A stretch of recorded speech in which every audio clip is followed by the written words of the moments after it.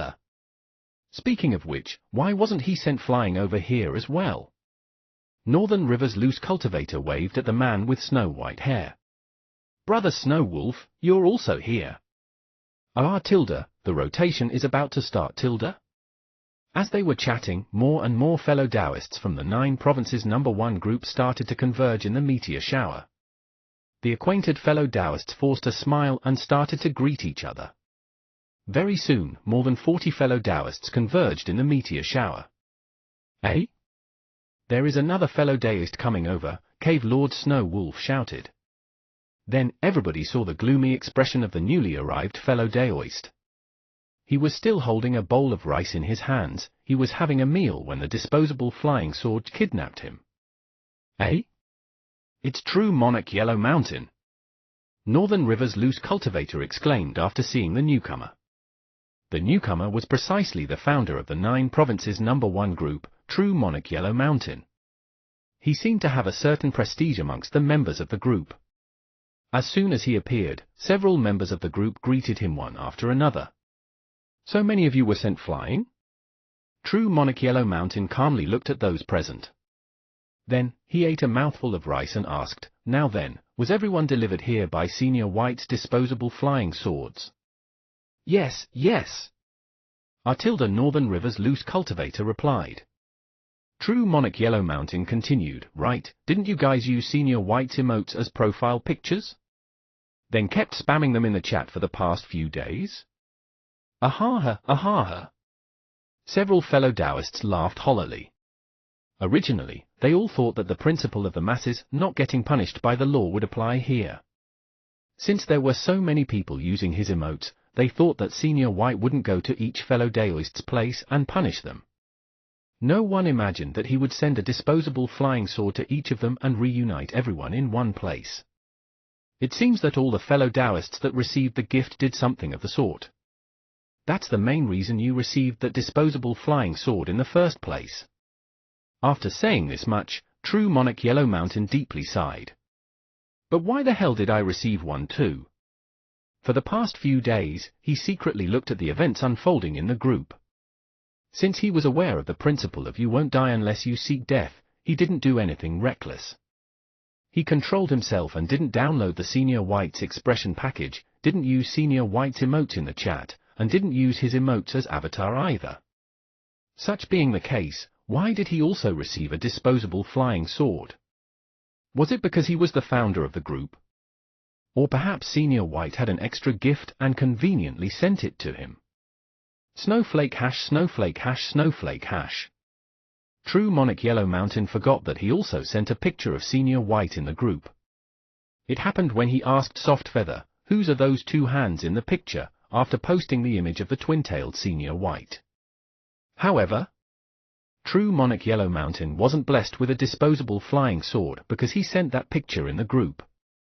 Senior White sent him the disposable flying sword on a whim. After reuniting all the fellow Taoists, Venerable White wanted to take advantage of the opportunity to hold that hand-guided tractor competition. Therefore, how could someone like True Monarch Yellow Mountain miss such an important occasion? And how could they easily gather the 50, 60 hand-guided tractors necessary for the competition without him? Therefore, since he was at it, Venerable White conveniently sent a gift to True Monarch Yellow Mountain. Snowflake hash snowflake hash snowflake hash. After seeing that the fellow Taoists in the front were steadily increasing in number, True Monarch White Crane took another deep breath. All of them were busy at home when the disposable flying swords kidnapped them, bringing them away. Whenever it recalled that it was itself that delivered those gifts, it became a little panicky. It's over. While flying with the windmill's flight pattern, True Monarch White Crane dialed Medicine Master's phone number with its shivering hands.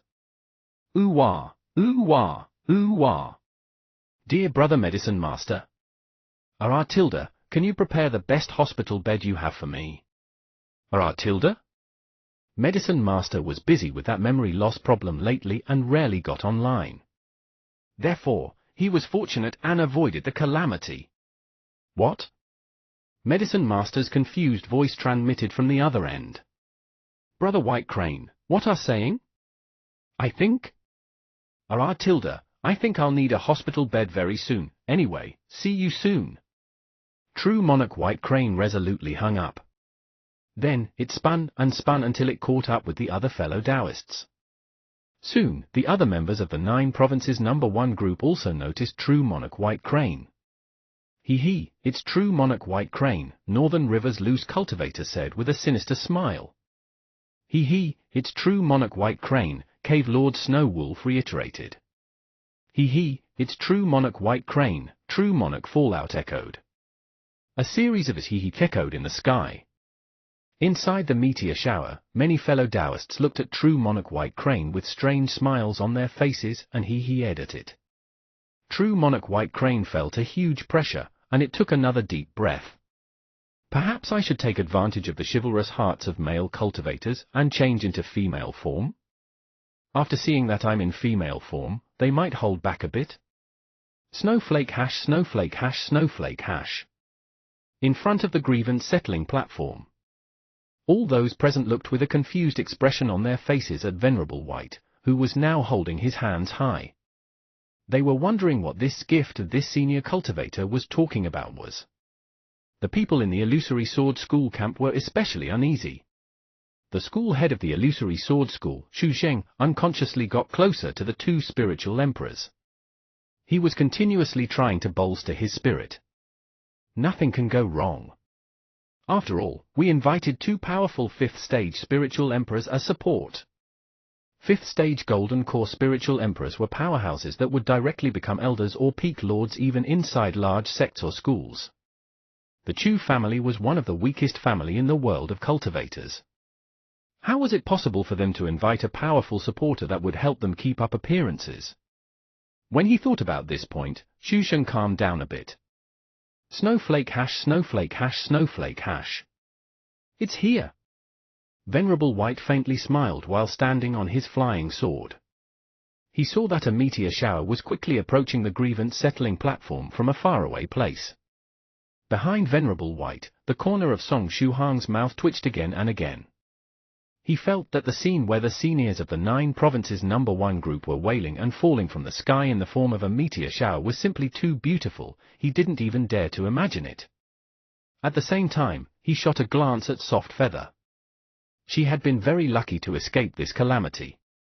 But he remembered that Venerable White prepared a gift for her earlier, and there was even the name Spirit Butterfly Island Soft Feather written on it. If Soft Feather didn't receive the gift, who received it?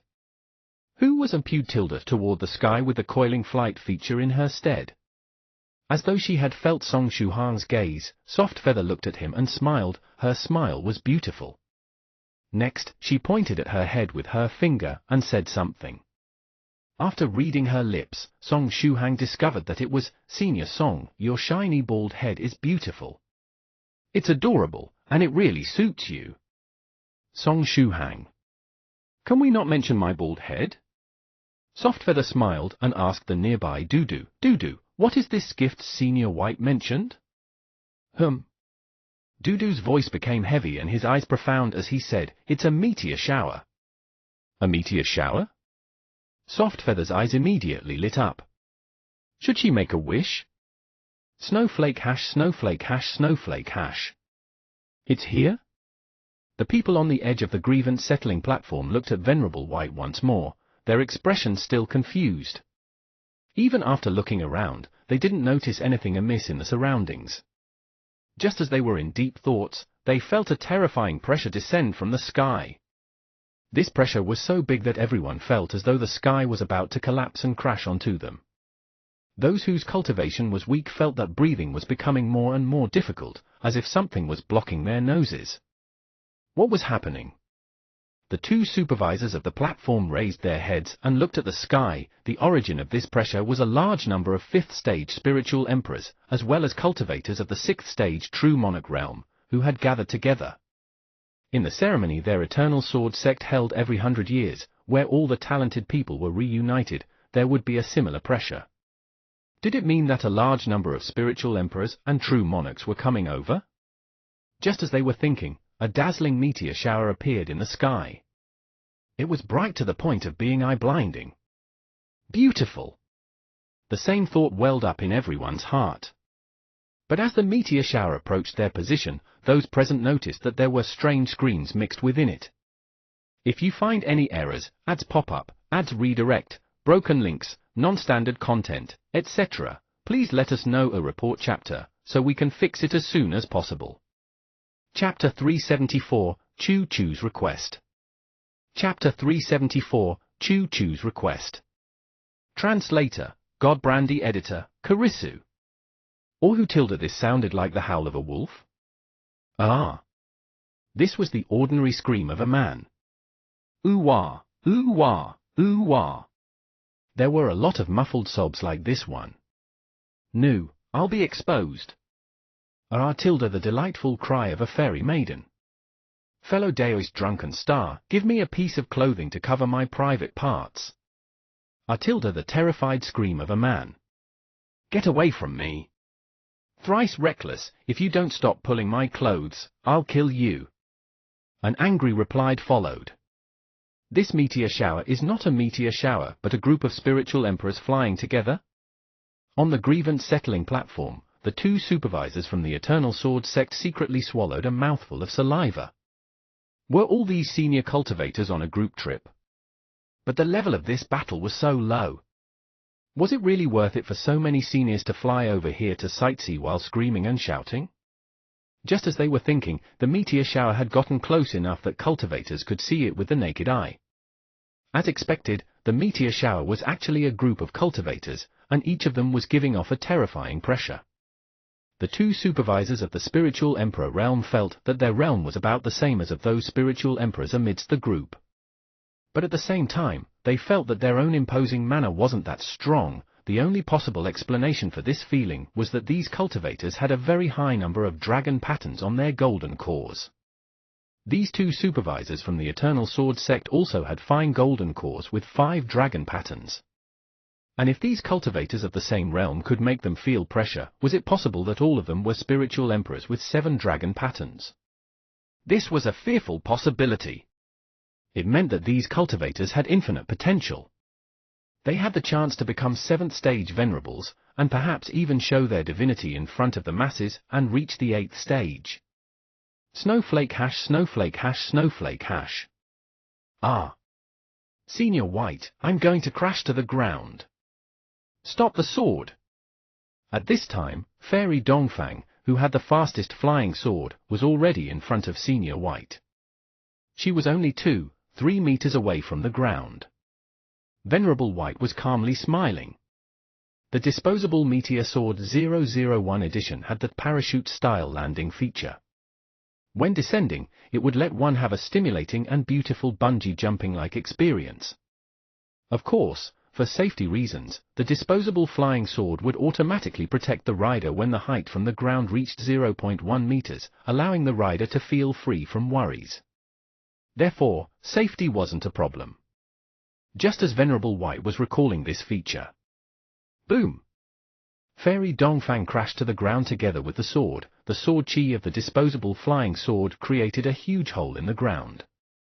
After a short time, Fairy Dongfang crawled out of the hole with her head and face covered with dust and looked at Venerable White with a bitter expression on her face. Venerable White. Strange, was there a problem with the landing system? I clearly designed it so that the sword would stop once it was 0.1 meters away from the ground. Such being the case, why didn't it stop? Just as Venerable White was puzzled. Ah! Senior White, I'm going to crash to the ground. Stop the sword! Cries similar to Fairy Dongfang's echoed one after another. The voices belonged to men and women and were both high-pitched and low-pitched. Soon after, the fellow Taoists of the 9 provinces number 1 group fell to the ground one after another, resembling dumplings. Boom, boom, boom, boom. Ear-splitting explosions continuously echoed. It was truly the perfect sound effect for a joyous occasion. After all, the sound effect used to open a ceremony had a certain importance. After a short time, the members of the 9 provinces number 1 group crawled from the holes with heads and faces covered with dust. Snowflake hash, snowflake hash, snowflake hash. In the camp of the Chu family. Eh? How did that meteor shower change into these many seniors? Softfeather asked in puzzlement. She recognized several of these seniors. Choo Choo weakly sat on Dudu's body and explained to the leader of the Chu family what happened to her. Afterward, as she saw all those cultivators fall from the sky, she opened her mouth wide. Even if she knew that Senior White was a venerable, she didn't expect that he could summon so many friends with the casual wave of his hands. How wonderful it would be if these cultivators supported the Chu family. Unfortunately, she could only wish for it in her heart and couldn't say it out loud. Snowflake hash, snowflake hash, snowflake hash. On the other side, in the camp of the Illusory Sword School. The disciples of the Illusory Sword School swallowed their saliva. Are all these cultivators the supporters of the Chu family? This thought simultaneously flashed through their minds. The voice of the school head of the Illusory Sword School, Xu Zheng, was slightly trembling as he said, Senior, what's the realm of these cultivators? Things weren't supposed to go this way. They are completely different than how that Mr. predicted. At this time, the 2 Golden Core spiritual emperors had stiff expressions on their faces. Then, the middle-aged spiritual emperor said coldly to Xu Zheng, Who is your senior? Stop currying favor with us. Xu Zheng was stunned. Cough, we were just passing by and decided to spectate the battle on the grievance settling platform. We don't have any relations with your Illusory Sword School, the white-haired but healthy spiritual emperor echoed in a grave tone. After saying this much, the 2 spiritual emperors resolutely moved backward and pulled some distance between the people of the Illusory Sword School and them. If possible, they would have already used their flying swords and ran away from this hornet's nest. But now that powerful cultivators were falling from the sky like dumplings, they didn't dare to act rashly. Hence, they could only brace themselves and wait for a good opportunity to take their leave. They had no intention to get involved in this mess. Snowflake hash, snowflake hash, snowflake hash. The first wave of the E9 Province's #1 Group Edition, a meteor shower, descended. In one of the holes, a scholar clenched his teeth and said to Thrice Reckless, "Bastard, let go. I only have this robe. If you dare to tear it to pieces, I'll kill you." After seeing the stark naked Thrice Reckless grabbing the clothes of the scholar, the other fellow Taoists had gossipy expressions on their faces. At this time, True Monarch Yellow Mountain coughed and put down the bowl of rice in his hands.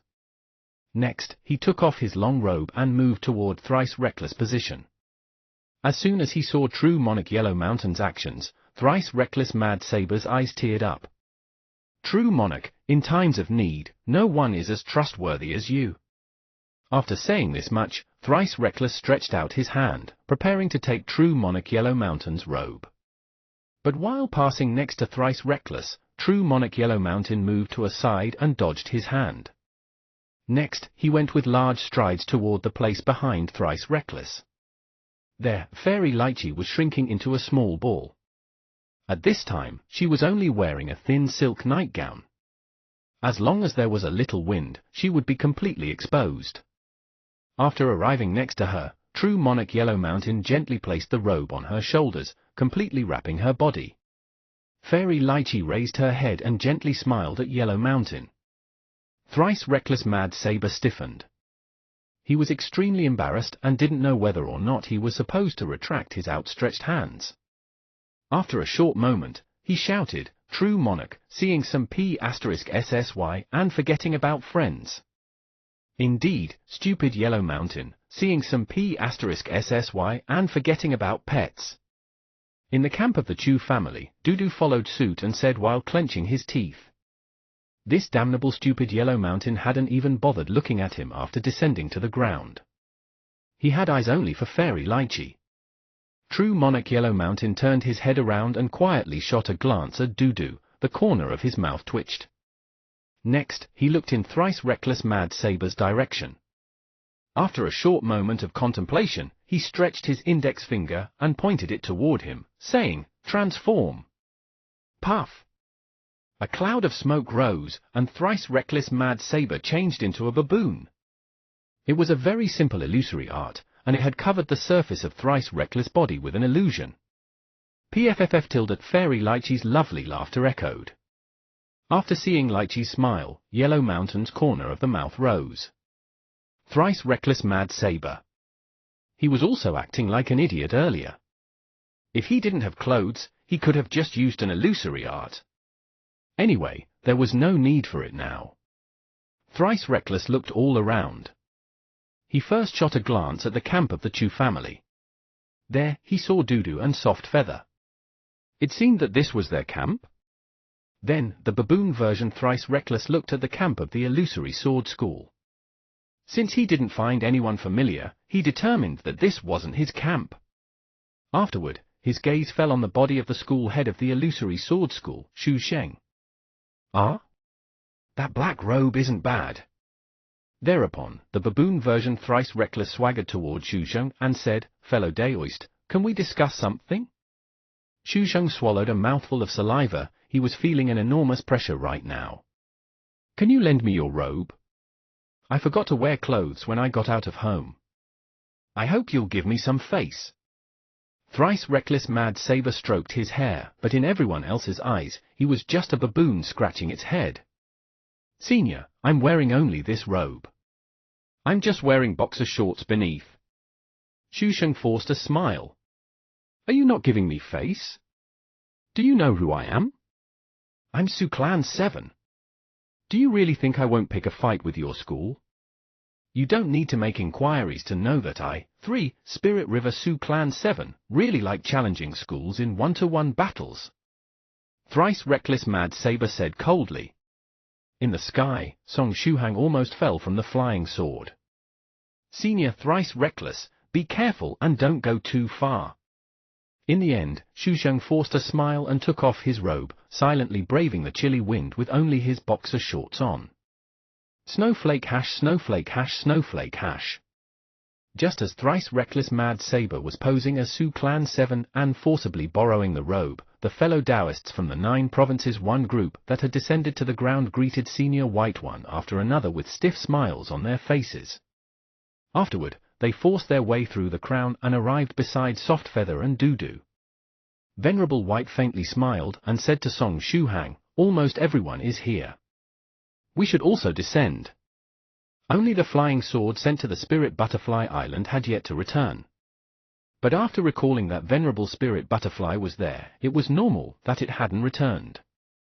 Senior White and Song Shuhang descended to the ground and went toward the camp of the Chu family. All the seniors from the 9 provinces number 1 group quickly sat in a row.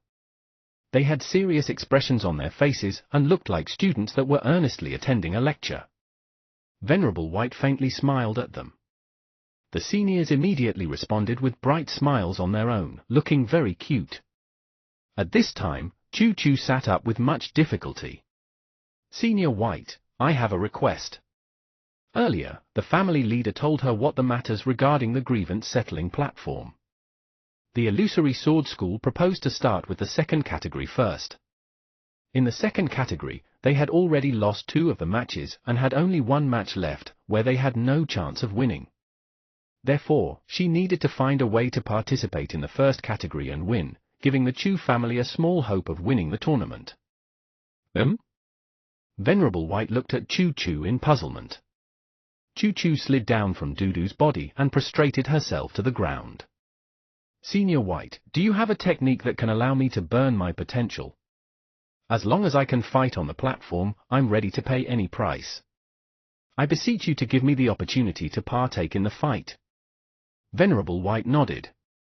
Afterward, he turned his head toward Song Shuhang and said, "Sure." "Song Shuhang? If you find any errors, ads pop up, ads redirect, broken links, non-standard content, etc., please let us know a report chapter, so we can fix it as soon as possible." Chapter 375, What Miss Softfeather Says is Reasonable. Chapter 375, What Miss Softfeather Says is Reasonable. Translator, Stardew 5T Editor, Karisu. Song Shuhang felt that something was amiss. "Senior White, why did you turn your head around to look at me? You promised Miss Chu Chu you'd allow her to go onto the platform, but why did you say sure while facing me?" Chu Chu also sensed something was off. It was clearly she who beseeched him, so why did Venerable White turn around to face Song Shuhang? But no matter what, even if she had to sacrifice her lifespan or pay an even greater price to fully erupt with her latent capacity, as long as she could fight on the platform and win the first category of the grievance settling platform for the Chu family, she would have no regrets. Hence, Chu Chu prostrated on the ground and expressed her gratitude. "Senior, thanks for your help." On a side, the Chu family's leader wanted to say something but hesitated. Ultimately, he sighed. He felt that he was entirely unable to interrupt their conversation. "Yeah, come with me. Let's look for a suitable place at the back. In a while, Chu Chu will be able to go on stage," said Venerable White. Thereafter, Venerable White stood up and walked towards the back of the Chu family's camp. There was a temporary tent there, which was originally meant for treating the injuries of the disciples fighting on the grievance settling platform. It was a place that could hide them from the public eye. Chu Chu got up with much difficulty and took a deep breath, preparing to follow Venerable White. She had not fully recovered from her injuries. Earlier, she had already used all her strength just to sit up straight. How would walking be easier? The nearby Song Shuhang immediately reached out with his hands to support Chu Chu, then followed behind Venerable White. She was a strong woman, and Song Shuhang understood her too well, even better than her own mother. Also, perhaps it was because he dreamt about Chu Chu's life experience the day before, but Song Shuhang felt a natural sense of intimacy with Chu Chu and her family. "Thank you," Chu Chu said softly. And just like that, Song Shuhang supported her, and the two of them caught up with Venerable White, entering the tent together. Snowflake hash, snowflake hash, snowflake hash. After Venerable White left, the seniors in the 9 provinces number 1 group immediately heaved a sigh of relief. Northern River's loose cultivator looked at the baboon in a black robe next to him and asked out of curiosity, "Speaking of which, Thrice Reckless, why are you still in the form of a baboon? Why didn't you undo True Monarch Yellow Mountain's illusory art? Who is Thrice Reckless? The baboon version Thrice Reckless Mad Saber laughed coldly, running his fingers through his hair. I am Su Clan 7. What kind of joke was that? Previously, he had fallen from the sky stark naked. Even if he was beaten to death, he didn't want to assume his real appearance again. PFFF Fairy Dongfang 6 could not help but laugh out loud. At this time, True Monarch Yellow Mountain said calmly, everyone, please do not make a ruckus. We have to think of a way to placate Senior White. I have a feeling that Senior White definitely wouldn't call us here from afar just for us to enjoy the flight on the disposable flying sword. For all we know, there might be something scary brewing behind the scenes. After True Monarch finished speaking, the fellow Taoists from the 9 provinces #1 group all swallowed their saliva one by one. Of the 36 stratagems, fleeing is the best, don't you think? Asked Cave Lord Snow Wolf cautiously. The monk may escape, but the temple can't escape with him. Even if you can escape today, you might not be able to escape tomorrow, said True Monarch Yellow Mountain calmly. So, what should we do? Fairy Dongfang asked. True Monarch Yellow Mountain replied, I don't know either. Hence, we need to discuss it together. The fellow Taoists of the 9 provinces #1 group fell silent. At this time, Thrice Reckless Mad Saber approached Soft Feather, his monkey face full of sadness. Speaking of which, Miss Soft Feather, you have gotten us into trouble this time. Soft Feather blinked her eyes and asked out of curiosity, what relation does it have with me? Because you uploaded the Senior White's expressions package within the group, answered Thrice Reckless Mad Saber. The surrounding seniors silently nodded. Their expressions package was the main source of the tragedy. That expressions package, isn't it nice? Soft Feather asked cautiously. It is nice, but because of that expressions package, everyone was brought here by Senior White's disposable flying swords. Thrice Reckless Mad Saber said sullenly. After hearing that, Soft Feather replied with another question in a curious tone, isn't it because you seniors courted death? Apart from flooding the group chat with Senior White's emotes, you even used them as profile pictures. Thrice Reckless Mad Saber replied, what I mean is, it was all because of the existence of the expressions package. That's why I'm saying that you can't put all the blame on me. Soft Feather said earnestly. I merely shared Senior White's expressions package in the group. If you seniors only quietly downloaded the expressions package for your own enjoyment, there would be no problems. But you guys courted death by constantly flooding the group with them, and even changed your profile pictures. So, isn't it only logical that you would prepare yourselves to face Senior White's punishment? Senior Thrice Reckless, don't tell me you don't even have a bit of self-awareness? Thrice Reckless sensed something was amiss. Soft Feather's words were quite reasonable and serious. Don't tell me that you're self-aware of your actions? Of course, Soft Feather said matter-of-factly. We are not children anymore. Of course we need to be responsible for every action we make. When I sent the expressions package to the group, I was aware of everything. I heard my father once say that Senior White has a hobby of using disposable flying swords to send people straight into space. Hence, I've long prepared myself to be sent into space by Senior White. I even prepared a spacesuit, as well as fasting pills. I have done all sorts of preparations, and I've kept them in my size-reducing purse since a long time ago. As she finished speaking, Soft Feather's eyes glowed brightly, her face full of anticipation and longing. She really wanted to be sent straight into space by Senior White on a disposable flying sword. Thrice Reckless turned his head around and looked at his fellow Taoists from the 9 provinces #1 group. Afterward, he looked up to the starry sky at a 45-degree angle. Complex emotions were welling up in his heart. Soft Feather's reply was reasonable, and Thrice Reckless was left entirely speechless. In other words, so many fellow Taoists in the 9 provinces group shot themselves in the foot because they had little to no self-awareness? Don't get sidetracked. Right now, we should rack our brains and think about how we can cheer Senior White up. True Monarch Yellow Mountain brought everyone back to the main topic. This was the most important thing at hand. They definitely had to bring out the adorable nature of Senior White. No, they had to make Senior White happy again in order to get him to forget the Senior White's expressions package incident. At this time, Dudu said joyfully, "If you want to make Senior White happy again, I have a neat trick." Woof, woof. Right now, he had the size of a small Pekingese, and there was also a palm-sized Yu Jiaojiao riding on his back. This combination was especially cute. "What kind of trick, Dudu?" True Monarch Yellow Mountain asked curiously. Dudu happily replied, He, I will tell you if you call me a master 3 times, stupid Yellow Mountain." Woof. True Monarch Yellow Mountain sighed deeply. How did he raise such a stupid dog? Dudu, True Monarch Yellow Mountain said in a serious tone, "The girl from the Chu family who was laying on your back is named Chu Chu, right?" "So what?" Dudu asked in response. Dudu. True Monarch Yellow Mountain's tone became even more serious. "I heard that your friend, a female cat monster in Beijing, is also called Chu Chu, correct?" "They only have the same name." Dudu snorted coldly. Dudu, True Monarch Yellow Mountain continued, "I heard that you have an online wife, and that wife also has the 2 characters Chu Chu in her name." "Stupid Yellow Mountain, you're spying on me?" Woof. Dudu shouted with all his might. "Do you still want me to continue? You stupid Pekingese with a Chu Chu complex.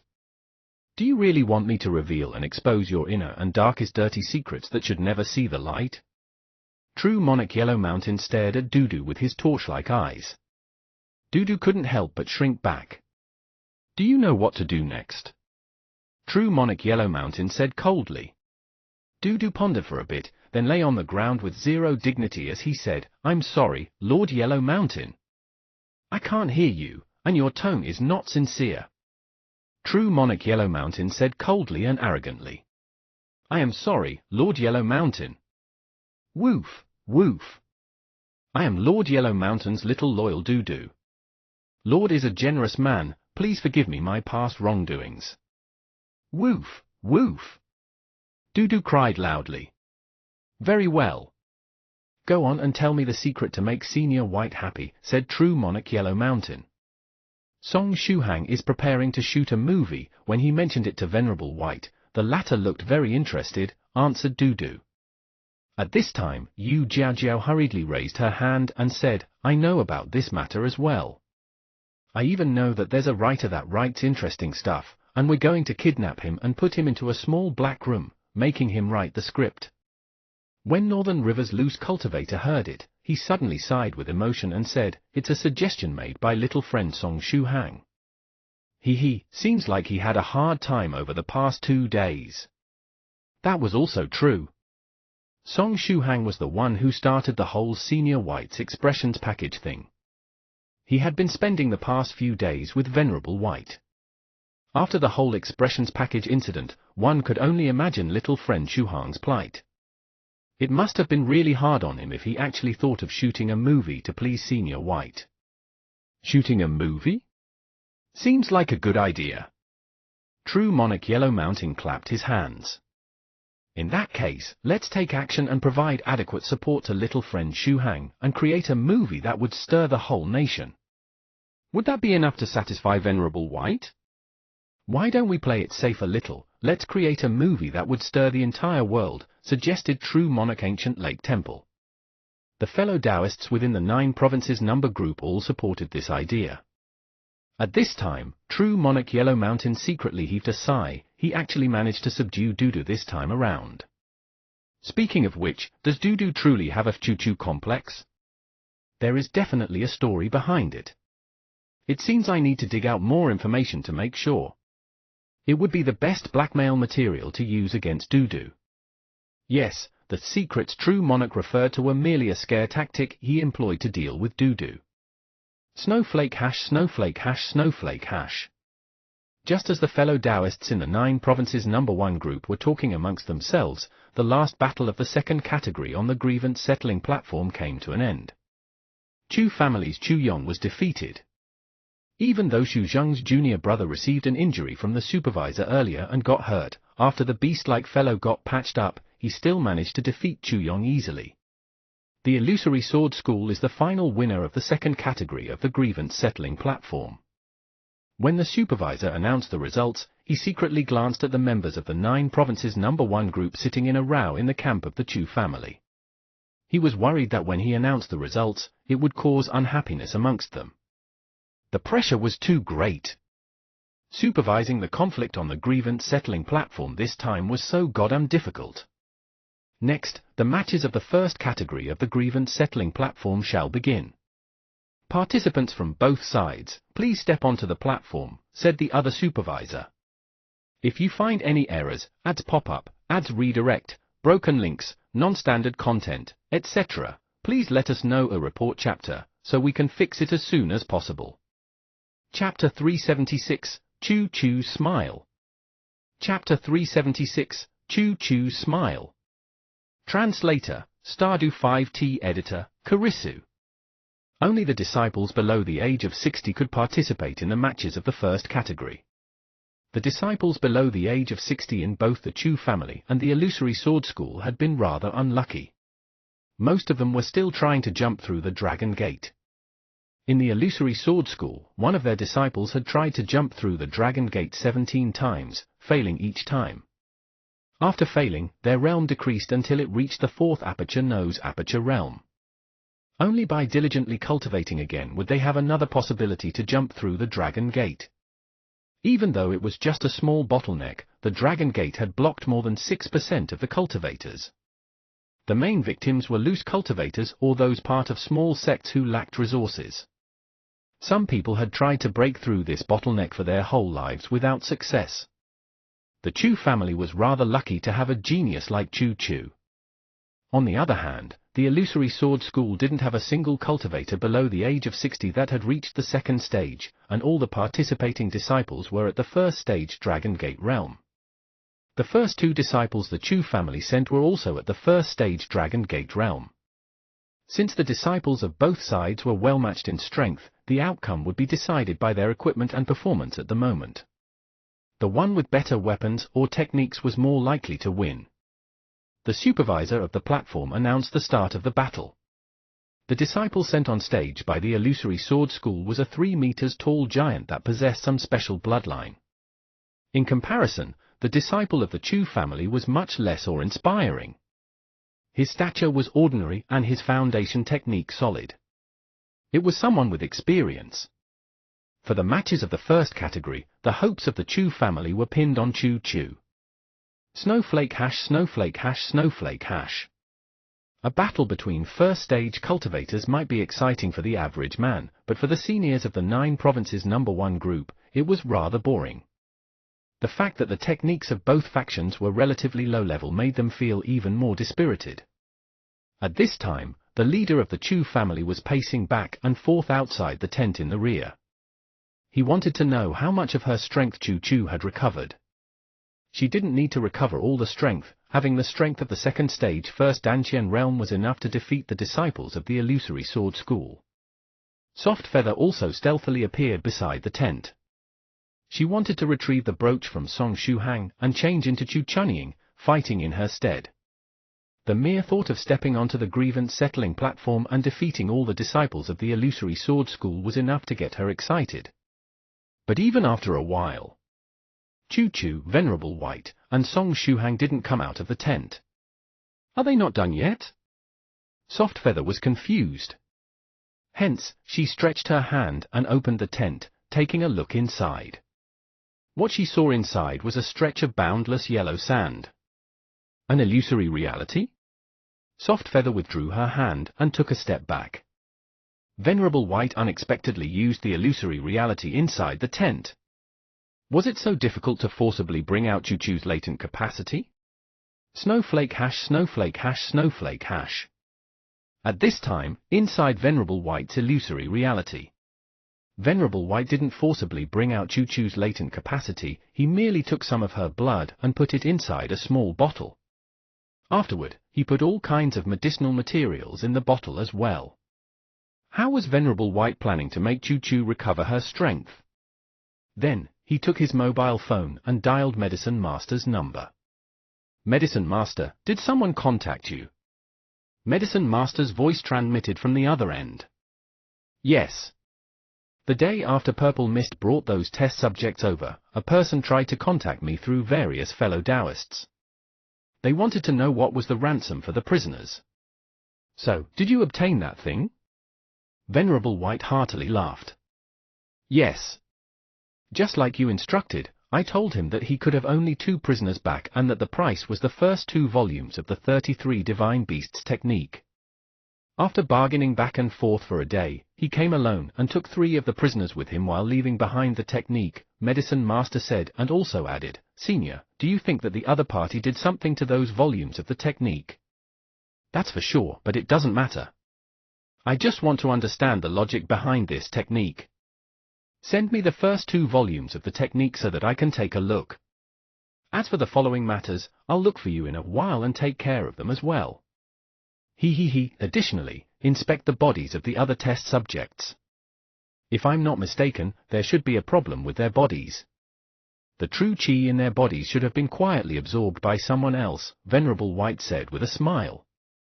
Senior White, I understand. Next, Medicine Master asked another question. I'll send you the technique first. Is it fine to send it online? You can apply some casual security measures and send it to me.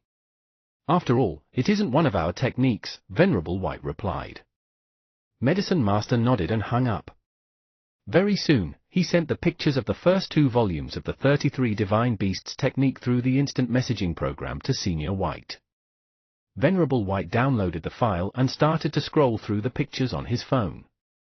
Since the first 2 volumes contain techniques suitable for cultivators of the first and second stage, it took him a very short amount of time to read the file. After he was done reading, he closed his eyes and started to ponder. Soon after, Venerable White reopened his eyes, and golden rays of light shot out of them. Countless golden runes appeared in the space in front of him.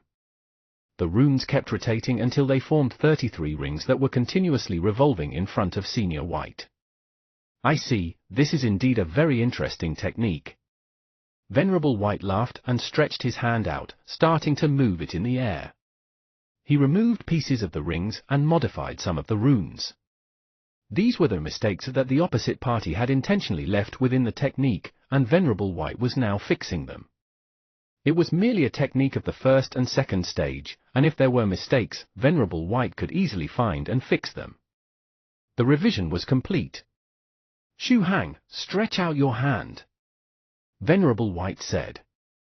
Song Shu Hang stretched out his arm toward Venerable White.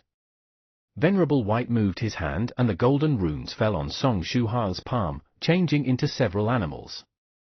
Bull, sheep, horse, pig, dog, lion, tiger, wolf, fox, bear, ape, chicken, wild goose, hawk, snake, rabbit, whale, shark, turtle, crab, shrimp, and so on, for a total of 33 animals.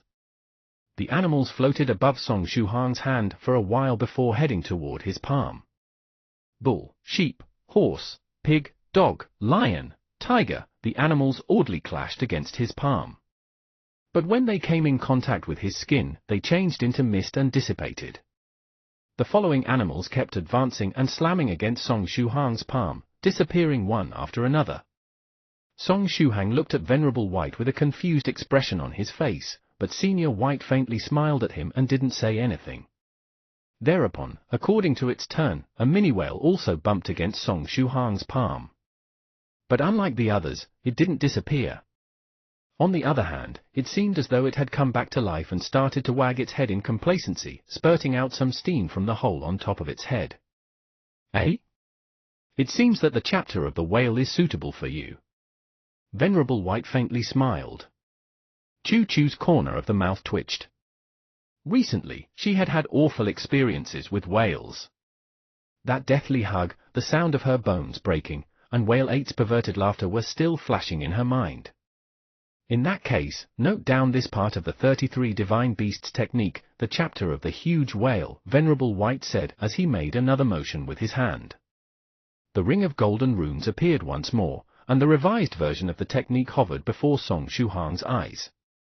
The runes orderly arranged themselves, forming the complete volume of a technique. Song Shuhang silently memorized the content of the technique.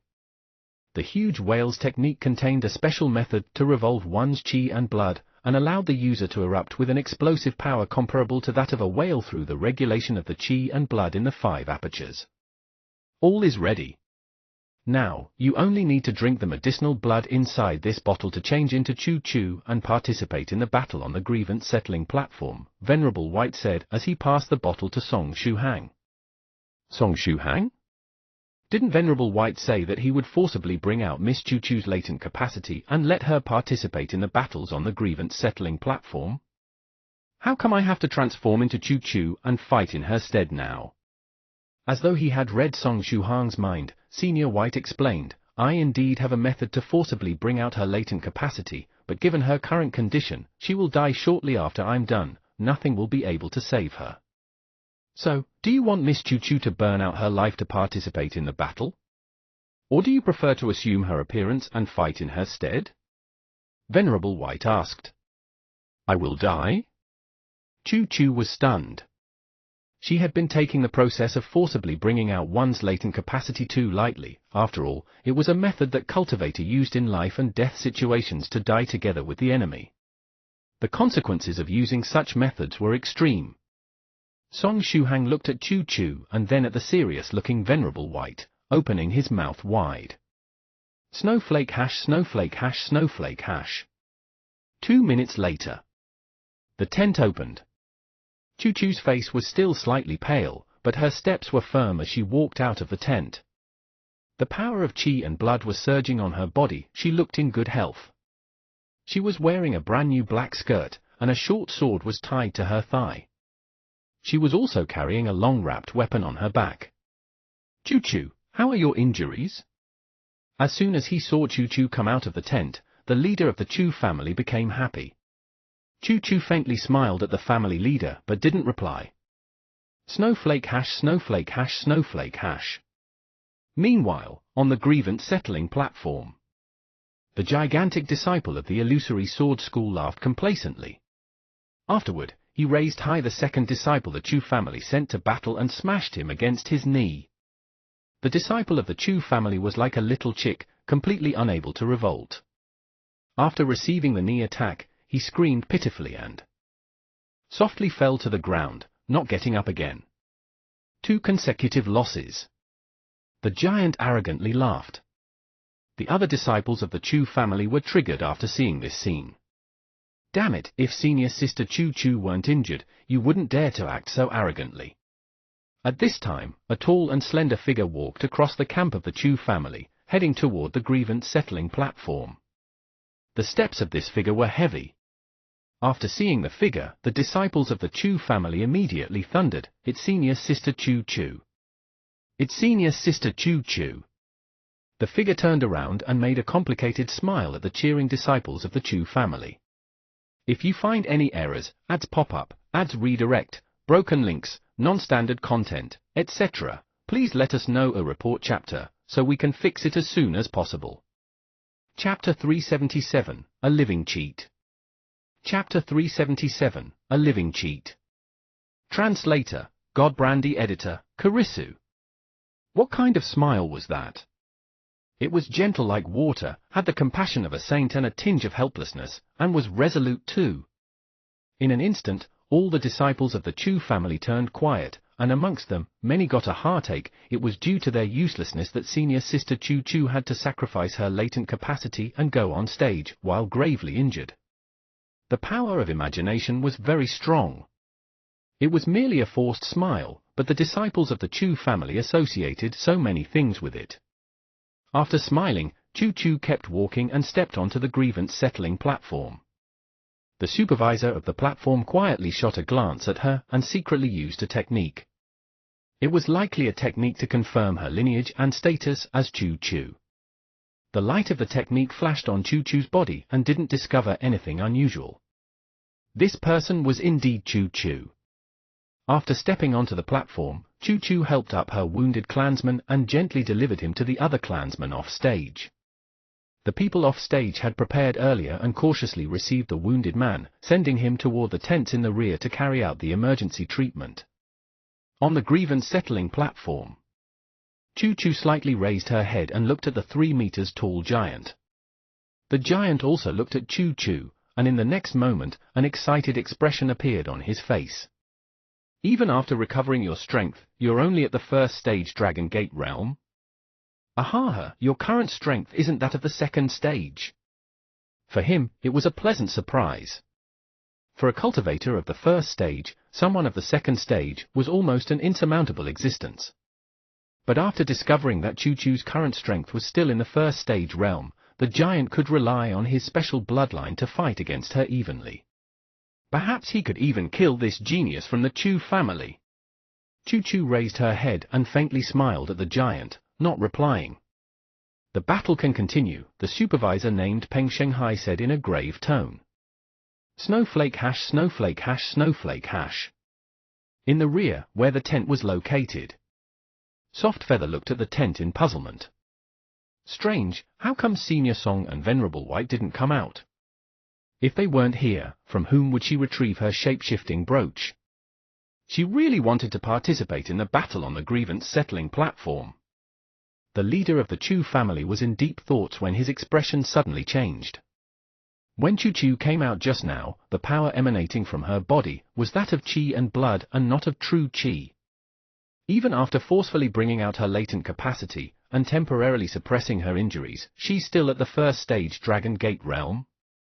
Such being the case, she didn't have any advantage while facing the disciples of the Illusory Sword School.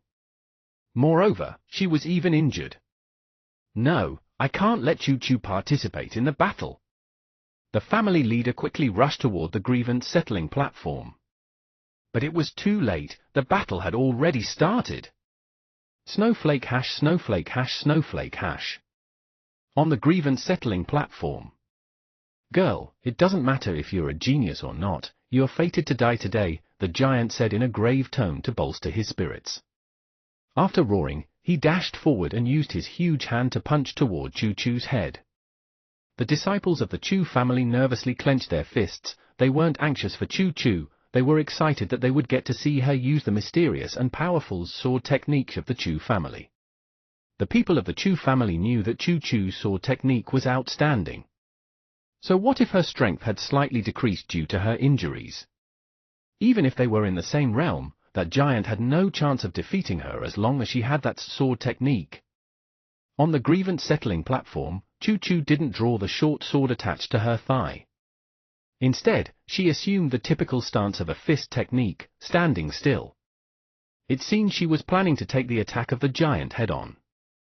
Ahaha! The giant madly laughed and said, "Die!" Heart-piercing palm. Even if the move was called a heart-piercing palm, the giant merely poured the chi and blood energy in his 5 apertures into his fist, shrouding it in a faint red light.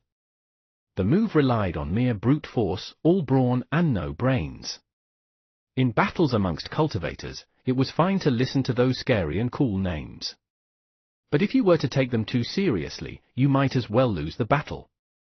The fist of the giant ruthlessly pounded down. He possessed an extraordinary physical strength that became even scarier when used in conjunction with that violent and overbearing fist technique. Even a second-stage true master wouldn't feel too well after receiving his fist. Since this girl intended to receive his fist head-on, he would give her a good taste of his power. In the front, Choo Choo had a calm expression on her face. Next, she crisscrossed her delicate hands and prepared to take the fist of the giant head-on. Clang! When the fist bumped into Choo Choo's hands, a metallic sound echoed. It didn't seem as if a fist and a palm had bumped into each other, it felt as though 2 pieces of metal had collided. Immediately after, Choo Choo slightly lowered her hands and took advantage of this short moment to apply soft strength to counter the raging power of the giant's fist. She managed to block it. How did she do that? The giant was somewhat stunned.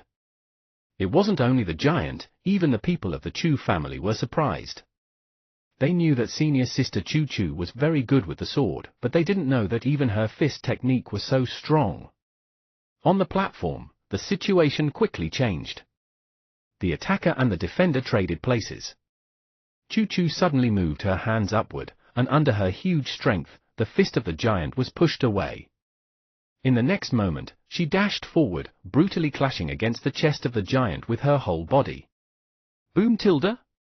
After the clash, the 3 meters tall giant was sent flying. This time, she didn't use any sophisticated skill, she merely used brute force. After he was sent flying, the giant didn't get up for a while. He felt as though a train had hit his chest, even breathing was difficult. He opened his eyes wide and looked at Choo Choo, who was standing in front of him. The physical strength of this little girl was actually higher than his. Snowflake hash, snowflake hash, snowflake hash. At this time, the somewhat bored seniors of the 9 Provinces #1 group repeatedly blinked their eyes. It wasn't that the battle on the platform had suddenly become interesting, in fact, the level of this battle was still rather low in their eyes. What piqued their interest was the technique that the girl named Choo Choo used. Thrice reckless Mad Saber rubbed his chin and turned his head around, asking his fellow Taoists, if I'm not mistaken, that should be the basic Buddhist fist technique, right? I once saw the disciples of Great Master Profound Principles Temple practice this same technique. You're not mistaken. That was precisely the defensive stance of the basic Buddhist fist technique, and what followed next was the explosive attack of the 5th style, True Monarch Yellow Mountain replied. Even if he hadn't practiced the basic Buddhist fist technique, he had a rough understanding of the content. The basic Buddhist fist technique wasn't one of those common and widespread techniques, it was the treasured lost art of the Jin Gang Temple back in those days. There was no way the Chu family could get its hands on such a technique. Northern River's loose cultivator pondered for a moment.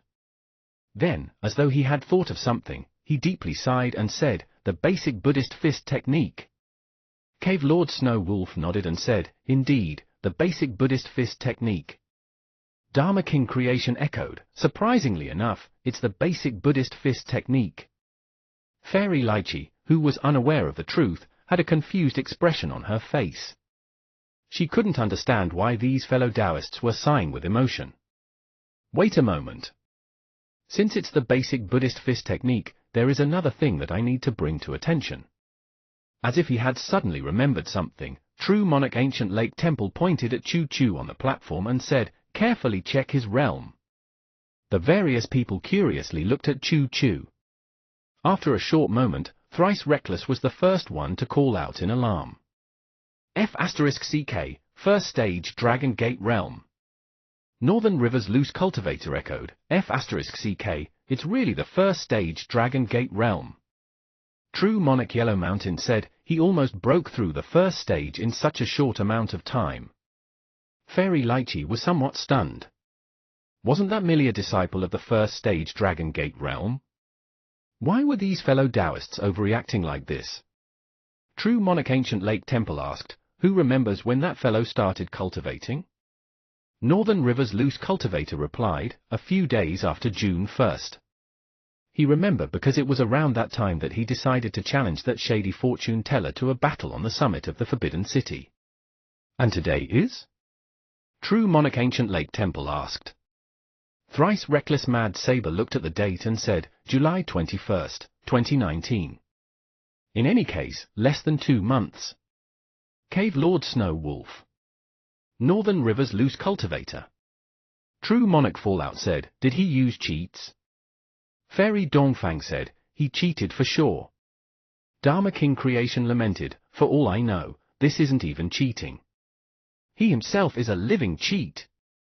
If I am to recall my own experiences as a loose cultivator, I had to suffer a lot of hardships just to get a mere body tempering liquid. For some reason, I feel a bit depressed now, Northern River's loose cultivator said. At least you were a loose cultivator, I was in an even worse situation. I was an ordinary little snow wolf. Cave Lord Snow Wolf voiced his own grievances. The topic of conversation quickly changed into what seemed to be a session where everyone was stating their grievances. Fairy Lychee's mind was filled with question marks. What are you guys even lamenting about? She felt as though there was a generation gap between the other fellow Taoists and her. They weren't on the same page anymore. Were they purposely bullying her? Snowflake hash snowflake hash snowflake hash. On the grievance settling platform, the giant got up once more. Choo-Choo didn't take advantage of the fact that he was lying on the ground to keep attacking. She waited for him to stand up while having a calm expression on her face. She even gave him the time to catch his breath. She was clearly looking down on him. Damn it, the giant roared as he punched once more at Choo-Choo. It was still a fist, and just like before, it relied on mere brute force. In the front, Choo-Choo assumed a defensive stance once again and crisscrossed her hands, preparing to receive the fist of the giant. Just as they were about to clash, a smug expression flashed through the eyes of the giant. In the next moment, he took a short sword out of his sleeve. In the end, the illusory sword school was still a school that used swords. What this giant excelled the most at were sword techniques. Even if he had a large build, he was an expert at using the short sword. In his hands, the short sword danced like a dagger, nimble and agile. He instantaneously displayed the strongest sword technique in his possession, the short sword technique of the illusory sword school, the 21 slithering swords. While facing this short sword that moved like a poisonous snake, Choo-Choo furrowed her brows and sighed with emotion. Then, her body suddenly moved, causing her to disappear. The next time she appeared was behind the giant. Crack, crack, crack! A series of crackling sounds echoed. A ball of lightning had appeared in Choo-Choo's hand, emitting crackling noises. It was the Daoist technique, lightning palm. In the next moment, she gently pushed her hand against the back of the giant. The giant called out pitifully, and his entire body started to twitch crazily. Soon after, he loudly fell to the ground. This time, he didn't stand up again, he fainted. Choo-Choo turned her head around and faintly smiled at the people of the illusory sword school. If you find any errors, ads pop up, ads redirect, broken links, non-standard content, etc., please let us know a report chapter, so we can fix it as soon as possible. Chapter 378, The Second Stage True Master of the Illusory Sword School. Chapter 378, The Second Stage True Master of the Illusory Sword School. Translator, Godbrandy Editor, Karisu. I only have to defeat these guys from the Illusory Sword School, right? Choo-Choo gazed at the camp of the Illusory Sword School. There were 2 more contestants left to defeat. Send them here so that I can quickly take care of them. After I take a look at Li Tiansu's canvases in the secret room, everything will be settled. Something that was supposed to be easy turned out to be so complicated in the end. In the camp of the Illusory Sword School. The school head Shuzheng took a deep breath. At this time, he was wearing a blue Daoist robe. It was the courtesy of a sensible disciple that gave his own robe to the school head, allowing him to cover up his embarrassment. Shuzheng felt somewhat uneasy. There was something very, very wrong with this whole situation. Since the gravely injured Choo-Choo returned here alive, the whole situation took a wrong turn. At first, everything was proceeding according to that mister's predictions. But now that Choo-Choo had returned, everything was thrown into chaos. After taking a deep breath, Shuzheng tried to calm himself. First, he had to deal with these matches of the first category. Therefore, he said in a grave tone, although she received a serious injury and her strength decreased until the first stage Dragon Gate realm, Choo-Choo's fighting experience and mindset of a second stage cultivator are still there. It's not strange that Lu Guan lost to her. Xu Ziyi, go on stage. Don't act rashly and don't try to deal with her using sheer physical strength, just take your time. She used a special method to forcibly bring out her latent capacity, but the effects won't last for too long. The more you can drag it out, the better it is. In the back, a disciple with long legs replied in a grave tone, I understand. This disciple was specialized in movement techniques, as well as dodging short-range attacks. He was the best choice if they wanted to stall for time instead of fighting the enemy head-on. Snowflake hash snowflake hash snowflake hash. The battle on the grievance settling platform continued. The second disciple sent by the Illusory Sword School, Xu Ziyi, stepped onto the platform. In the meantime, their medical staff moved the wounded giant off stage. Illusory Sword School Shu Zi requests Miss Choo Choo to give him some pointers.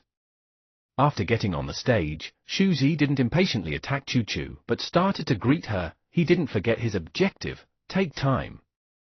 No matter which method he used, he just had to drag it out. Even a few seconds were fine. As long as he could hold on, he would obtain victory. In the front, Choo Choo faintly smiled and, just as before, didn't reply. I hope Miss Choo Choo will show mercy and merely knock me out.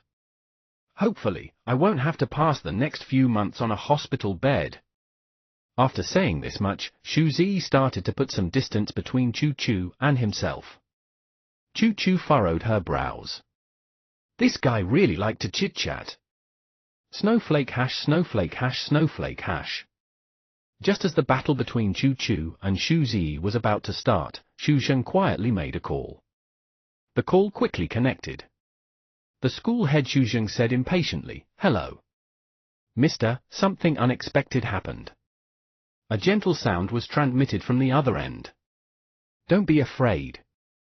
I've been paying attention to the scene the whole time. Even if a few things changed, everything is still under my control. Don't get impatient and hang up the phone. Let's communicate through text messages." The gentle and earnest voice calmed Shu Zheng down. Thereupon, he hung up and started to communicate with the opposite party via text messages. Beep, beep, beep. That mysterious Mr. quickly sent a message: let the matches on the grievance settling platform run their course. The fact that Choo Choo was able to participate in the competition was out of my expectations, but we've already won a category. Therefore, nothing will happen. Even if you lose this one, it won't affect my plan too much. Anyway, you need to gain some time before the start of the third category. I need to take care of some matters in the meantime and draw an important person out of the Chu family. In short, you don't have to worry. Everything is under my control, and after this matter is over, the benefits you'll obtain will exceed your imagination. Mister, the Chu family managed to invite some powerful reinforcements. I fear something unexpected might happen, Shu Zheng quickly replied.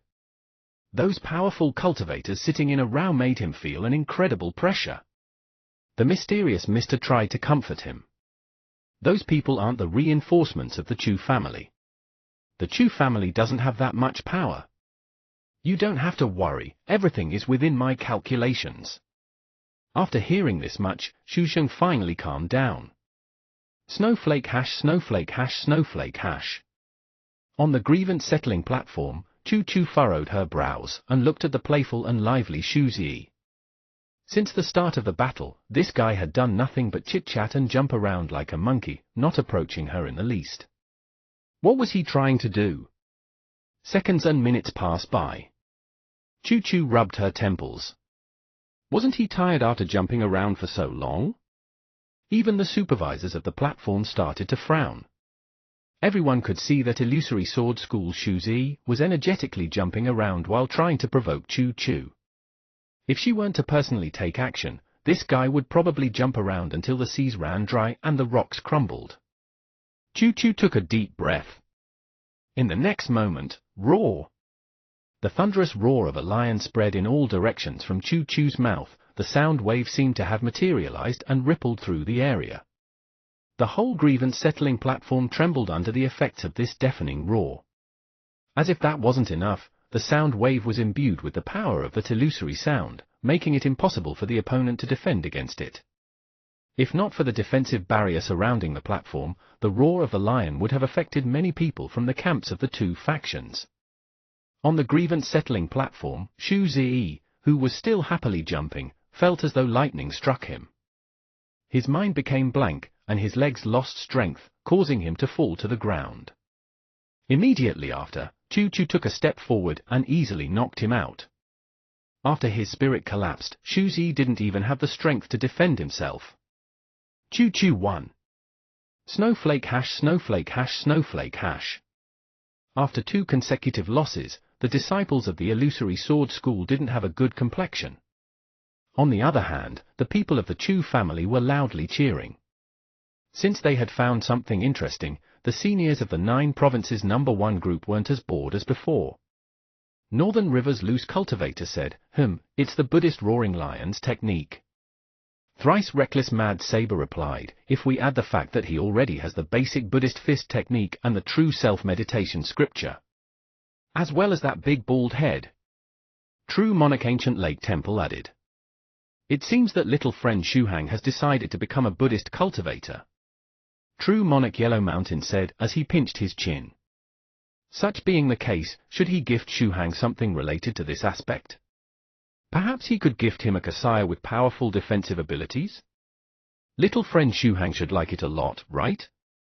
Snowflake hash snowflake hash snowflake hash. Just as they were discussing, the last disciple of the Illusory Sword School stepped onto the grievance settling platform, his expression calm. Illusory Sword School's Yi Tang. I request Miss Chu Chu to give me some pointers. This disciple was a middle-aged man with a thin stature. The robe of the Illusory Sword School draped over his shoulders seemed too big for him, it felt as though it was about to fall. Chu Chu smiled at him, because except for smiling, she couldn't do anything else. I would like to clarify something before the start of the match. I'm different from my two junior brothers you fought earlier. Yi Tang took a deep breath and slowly unsheathed the long sword hanging around his waist. Because I've already reached the second stage True Master Realm. If you find any errors, ads pop up, ads redirect, broken links, non-standard content, etc., please let us know a report chapter, so we can fix it as soon as possible. Chapter 379, Why aren't you using the sword? Chapter 379, Why aren't you using the sword? Translator, Godbrandy Editor, Karisu. After saying this much, Yi Tang got serious and poured the true qi inside his dantian into the long sword. Sword qi started to surge on the blade of the sword. This second stage True Master appeared out of nowhere, and even the school head of the Illusory Sword School, Xu Zheng, was currently at a loss. He had no idea when this disciple of his had jumped through the Dragon Gate, becoming a cultivator of the second stage, either. After the initial shock, his expression changed into one of joy. This was a heaven-sent gift. Yi Tang managed to give him such a pleasant surprise at such a critical moment. Due to her injuries, Chu Chu could only display the strength of someone in the first stage Dragon Gate realm. On the other hand, Yi Tang had the strength of a real second stage True Master. The situation had suddenly reversed. Cheers exploded in the camp of the Illusory Sword School. It felt as though they had won already. Aha waha! The Illusory Sword School will obtain victory in the first category as well. It's our victory, no one can snatch it away. Xu Zheng had a smug smile on his face. He was so excited that he couldn't help but laugh. In the camp of the Chu family, the disciples of the Chu family tightly clenched their fists, their expression one of worry. But right at this time, Fairy Lychee, who was sitting amongst the other fellow Taoists from the 9 Provinces No. 1 group, raised her head and pointed her delicate hands toward the school head of the Illusory Sword School, Xu Jing, yelling, "Transform into a pig." The illusory art activated and targeted Xu Zheng's body. Puff! A cloud of smoke shrouded Xu Zheng's body. Soon after, the smoke disappeared, revealing Xu Zheng transformed into a humanoid pig. The cheers of the Illusory Sword School immediately stopped. Xu Zheng was stunned and lowered his head, looking at his palm that had now changed into pig's feet. It's finally quiet again, Fairy Lychee said coolly. Soon after that, Chu Chu stepped onto the stage. Her fellow Taoists from the 9 Provinces No. 1 group started to discuss strange things. The things they were talking about likely happened when she was fighting against those aboriginal deities abroad. Hence, she had no idea what they were speaking about. As if that wasn't enough, no one was willing to tell her what was going on. They were just laughing and not saying anything. Therefore, Fairy Lychee had been suppressing her anger for a quite while. That smug and sudden laughter from Xu Zheng and the other people from the Illusory Sword School finally made her snap. Thus, they ended up becoming the outlet for her anger. Snowflake hash snowflake hash snowflake hash. In the camp of the Illusory Sword School, all those present were looking absent-mindedly at the pig-headed Xu Zheng. They felt like laughing, but didn't dare to. On the grievance settling platform, the 2 supervisors also felt the corners of their mouths twitch. After shooting a glance at each other, they decided to ignore this matter. When that fairy maiden made her move earlier, they felt the aura of a true monarch come from her body. Moreover, it was something that happened outside the platform, and hence outside their jurisdiction. After all, they were the supervisors of the platform and merely had to manage what happened on the platform, nothing else. Snowflake hash snowflake hash snowflake hash. On the grievance settling platform. A second stage true master? That's going to be troublesome. Song Shuhang, who was now disguised as Chu Chu, rubbed his temples. This was a major headache. He knew from experience that there was a huge disparity between cultivators of the first and second stage. It was very difficult to ward off attacks imbued with true Qi with Qi and blood energy. In other words, it was like fighting someone that had a real sword with a mere wooden sword. Therefore, he could only try his best. In front of him, Yi Tang displayed the stance of a sword technique. Miss Chu Chu, I'm going to make my move. After saying this much, he dashed forward like an unsheathed sword. In the blink of an eye, the distance between them quickly reduced, and Yi Tang used his sword to slash toward Chu Chu from a slanting angle. He was worthily a second stage true master. Even if he just broke through, his explosive speed surpassed Xu Hang's full-powered virtuous man's 10,000-mile walk by a notch. Luckily, that speed was still within the range Song Shuhang could handle. While the sword was approaching, Chu Chu used her right hand to grab the wrapped weapon on her back, warding off Yi Tang's sharp sword with it. Clang! The wrapped weapon and the sword clashed against each other, sending out a metallic sound. In the next moment, the true Qi on Yi Tang's sword exploded, shredding to pieces the wrapping. Inside the wrapping was a 1-meter-long treasured saber. After the attack, Yi Tang stopped in his tracks. On the other hand, Song Shuhang was forced to take 3 steps backward. A saber? Yi Tang stared at the weapon in Chu Chu's hand and furrowed his brows. Why was she holding a saber? Chu Chu was very skilled in the art of the sword, and the might of the technique she developed after comprehending the mysterious sword technique of the Chu family was incredible. Such being the case, why was she using a saber in this match? It wasn't only Yi Tang, the members of the Chu family were also dumbstruck. There was clearly something wrong with this scene. Why was senior sister Chu Chu using the saber instead of the sword? The previous scene was also somewhat strange. That set of fist technique senior sister Chu Chu used earlier gave one a Buddhist vibe. And now, she unexpectedly took out a saber, which made even less sense. What did she experience in these past few years that her style became so twisted? On the grievance settling platform, Yi Tang took a deep breath and cast his eyes down. Is she looking down on me? Yi Tang muttered to himself. Although her strength had decreased until the first stage Dragon Gate realm, Chu Chu was still looking down on him who had reached the second stage True Master realm? Or perhaps she thought that he wasn't worthy of her sword. Is she just being arrogant? Or does she have absolute faith in her skills? Yi Tang swung the sword in his hand and said gravely, Miss Chu Chu, you better take out your sword. I used only half of my strength earlier. In front of him, Chu Chu calmly smiled just as before. Take out what sword? The short sword tied to his thigh was just for show, aside from the basic stuff about swordsmanship he learned from the young man in green clothes in the illusory reality. Song Shuhang didn't know anything else about swords. I can only use the flaming saber and do my best, Song Shuhang muttered to himself. Thereupon, while smiling, Chu Chu likewise swung the saber in her hands and took several steps back, increasing the distance between the two. She wanted to gain enough time to gather the necessary qi to use the flaming saber technique. Seeing that Chu Chu seemed to have no intention of drawing her sword, Yi Tang's expression became cold. Soon after, fighting intent started to burn in his eyes. It seems you have no intention of drawing your sword. In that case, I'll force you to draw it. After saying this much, Yi Tang dashed forward once more. This time, his speed was twice as fast as before. The distance Song Shuhang had put between them was immediately pulled closer. Monolith sword technique! Yi Tang gravely shouted and released all his strength, slashing toward Chu Chu once more. Even inside the illusory sword school, the monolith sword technique was a very ordinary sword technique. In other words, it was comparable to those common and widespread techniques in the world of cultivators. But when Yi Tang used it, its momentum was like that of a mountain.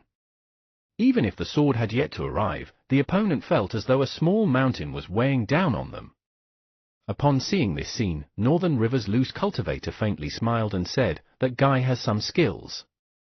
He is very adept at using that move. He must have practiced it at least 100,000 times to get such an overbearing momentum." Dharma King Creation said, "It seems our little friend can't win. After all, he's still at the first stage Dragon Gate realm." Cave Lord Snow Wolf nodded and continued, "The difference between cultivators of the first and second stage is too big. But if he can use things like talismans while on the platform, he might be able to turn the battle." Just as the seniors were discussing amongst themselves, Song Shuhang finished gathering his chi and made his move. He spun his wrist and used the long saber to welcome Yi Tang's blow from a weird angle. Swoosh! A thin layer of flame started to burn on the blade of the saber. Even if the flame seemed weak, it gave one the impression of being scorching hot. This time, Song Shuhang didn't rely on the ancient bronze ring to execute the flaming saber technique. Earlier, a strange feeling welled up in his heart. In the instant he spun his wrist, he felt as though he could use the flaming saber technique even without the aid of the ancient bronze ring. He felt that he could pull it off with his strength alone. And just like this, he was able to use what seemed to be the flame tongue saber. The flames burning on the saber seemed very weak. It felt as if they could die out at any moment, just like small tongues of flames. But Song Shuhang didn't have time to think right now. Clang! The flaming saber clashed against Yi Tang's monolith sword technique. In the next moment, the huge momentum of Yi Tang's monolith sword technique was suddenly broken.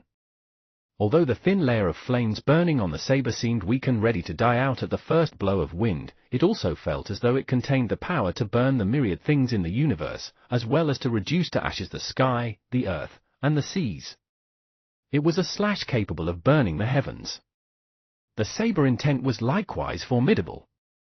In front of this slash capable of burning the heavens, the mountain-like momentum of Yi Tang's sword collapsed at the first blow. After the sword and the saber collided, that thin layer of flame started to climb upon Yi Tang's sword. It seemed as though it wanted to burn both Yi Tang and the sword. Yi Tang roared and poured his true chi inside the long sword and fiercely swung it, extinguishing the flames burning on it. At this time, Chu Chu's face was somewhat pale. Although the momentum of the monolith sword technique was broken, the strength of the sword didn't decrease at all, fully affecting her after bumping into her saber. The arm she was holding the saber with was slightly trembling. Yi Tang slowly exhaled a mouthful of bad air and said, "Miss Chu Chu, still not going to use that sword?" Chu Chu didn't reply and faintly smiled, shaking her head. The power of the flaming saber technique just now, used without the aid of the ancient bronze ring, had far surpassed Song Shuhang's expectations. But the flaming saber alone wasn't enough to win the match. "Perhaps I should try to use that move even if I learned it just recently," Song Shuhang said softly. Next, he started to revolve the chi and blood in his 5 apertures. After it was stimulated through a special method, it started to churn and finally exploded with all its power. This was the huge whales technique from the 33 divine beasts technique. Song Shuhang had already opened his 5 apertures, and with the help of an experienced venerable, it hadn't been difficult for him to learn this chi and blood erupting technique. However, he wasn't completely familiar with the technique yet. This is a good opportunity. I can actually make use of the pressure this second stage true master is exercising on me. If I can stimulate the huge whales technique and condense an embryonic form of the pseudo-innate true chi inside my body, I can break through the second stage. If you find any errors, ads pop up, ads redirect, broken links, non-standard content, etc., please let us know a report chapter, so we can fix it as soon as possible. Chapter 380, It's Her, Immortal Master Copper Trigram. Chapter 380, It's Her, Immortal Master Copper Trigram. Translator, Godbrandy Editor, Karisu. Song Shuhang had a calm expression on his face. Only after advancing to the second stage realm would he have the opportunity to deal with this Yi Tang easily. Moreover, it just so happened that the opponent also recently advanced to the second stage True Master realm.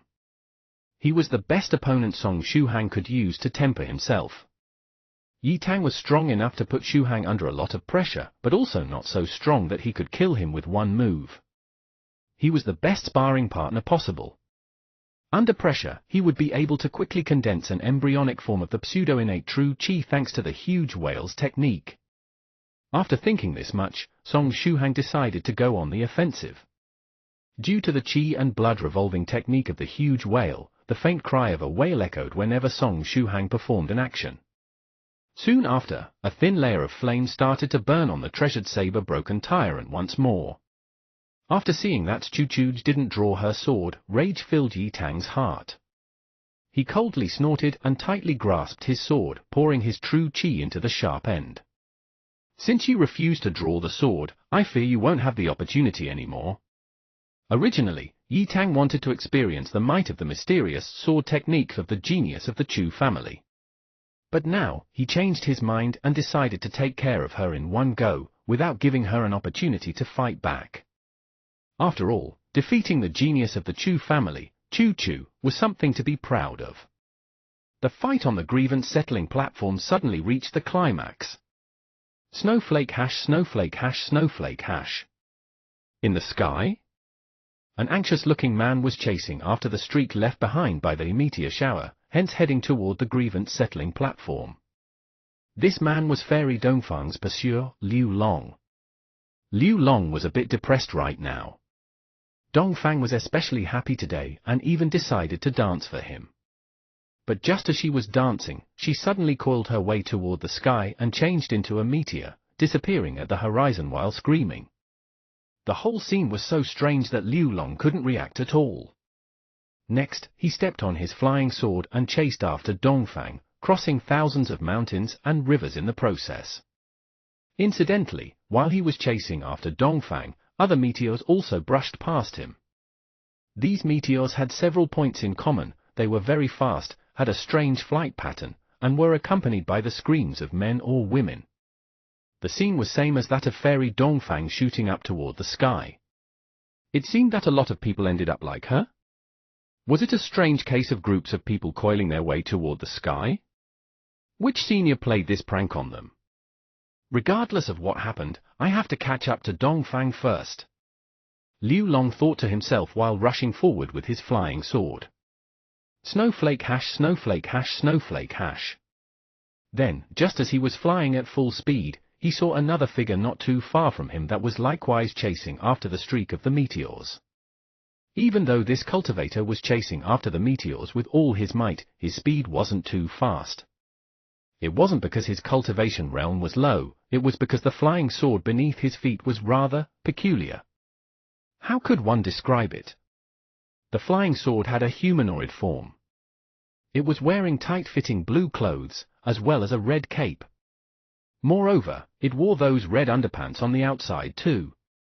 It wasn't that the flying sword had suddenly changed into a person. The flying sword was forged in a way that it would resemble a person. Aside from their life-bound weapons, cultivators possessed other weapons too. A few years ago, it was in vogue to modify one's spare flying swords. In the end, that trend turned into a frenzied large-scale competition where cultivators modified their extra flying swords, changing them into computers, fridges, household appliances, keyboards, etc. As long as they found something interesting, they would modify their flying sword into that. The only limitation was one's imagination. However, these modified flying swords were good only to have a laugh.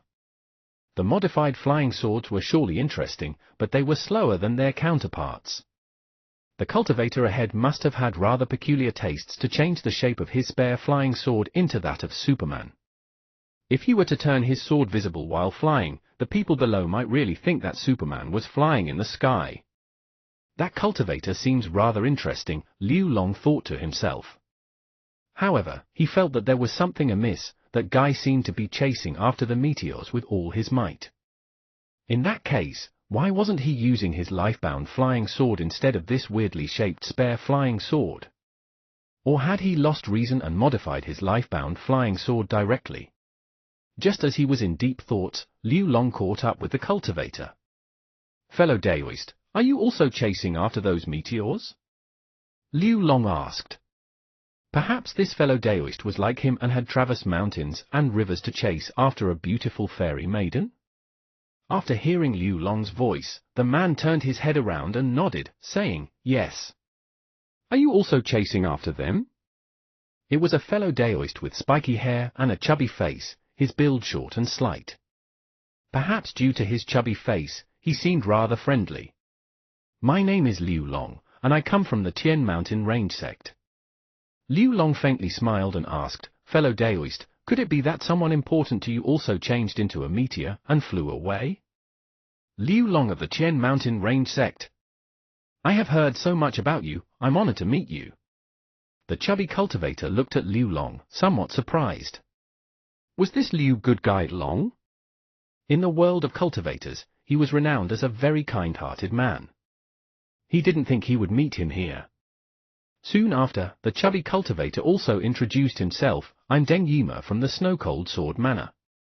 There is indeed someone very important to me who flew away in that meteor shower. I found her with much difficulty, and I won't let her get away."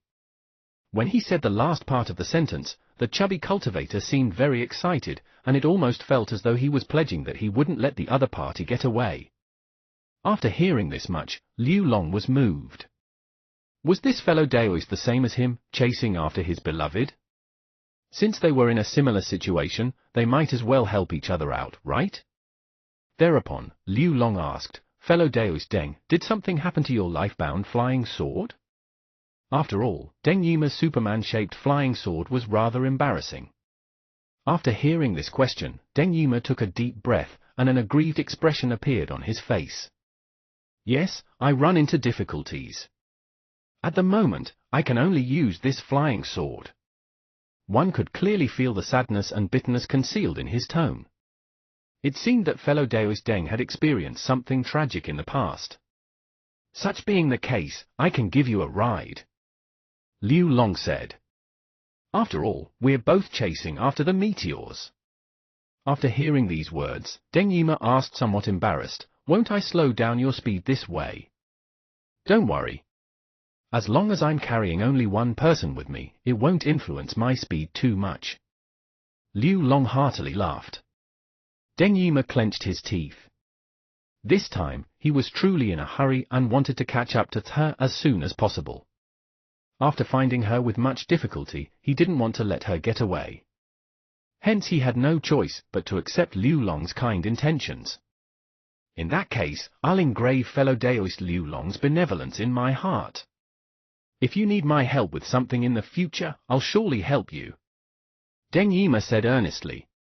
Afterward, he put away his Superman-shaped flying sword and jumped on Liu Long's flying sword. It's nothing. You don't need to think too much about it." Liu Long faintly smiled. Given his disposition, he would probably forget about this matter very soon. Liu Long had helped countless cultivators during his life. Wouldn't it be tiresome to remember each and every one of them? Moreover, he wasn't helping people so that they could owe him favors. Snowflake hash, snowflake hash, snowflake hash. On the grievance settling platform. Just as the battle between Song Shuhang and Yi Tang was about to reach the climax, Liu Long and the chubby Deng Yima descended in a place that was in the middle of the two camps.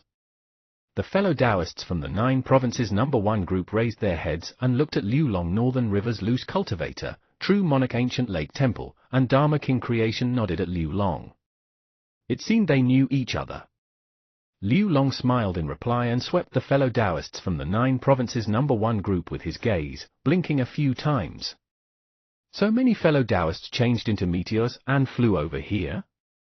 Very soon, he found Fairy Dongfang amidst the group. "Fairy Dongfang," Liu Long happily said as he ran toward her. Fairy Dongfang shyly smiled and waved her hand at Liu Long. Earlier, she thought that the coiling flight feature was Liu Long's doing. Hence she felt a bit embarrassed right now. After seeing Fairy Dongfang, Liu Long was so happy that he completely forgot about the chubby Deng Yima that came here with him. But Deng Yima didn't seem to mind. He likewise swept the fellow Taoists from the 9 provinces #1 group with his gaze. Deng Yima wasn't friends with the members of the group, hence, he didn't know much about them. If the various fellow Taoists were to announce their names, Deng Yima might recognize some of them. Very soon, he found his target. He stubbornly stared at Fairy Lychee. I'm not mistaken, I found her. It's her. Big eyes, good-looking, carefree disposition, and 2 cute dimples appear on her cheeks whenever she laughs. There is no doubt, I finally found her. It's definitely her.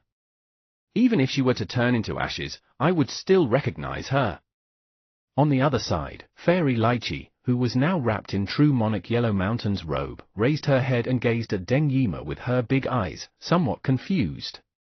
She could feel the blazing flames burning in the eyes of the opposite party. It seemed as though he wanted to burn her alive.